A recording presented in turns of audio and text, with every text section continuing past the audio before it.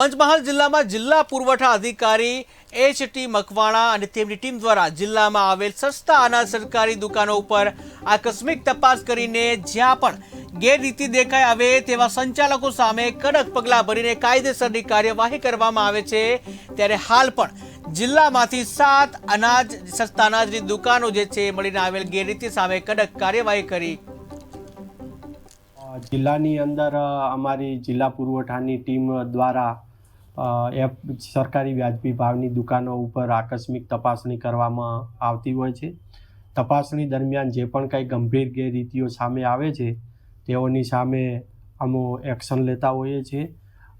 જે તપાસણી કરેલી તેઓને સુનાવણી કર્યા બાદ જે સંતોષકારક જથ્થા અંગે કોઈ ખુલાસો રજૂ નથી કરી શક્યા તો તેવા પરવાનેદારો સામે અમે એક્શન લઈ અને ફરીથી કુલ 7 પરવાના રદ કરવામાં આવેલ છે।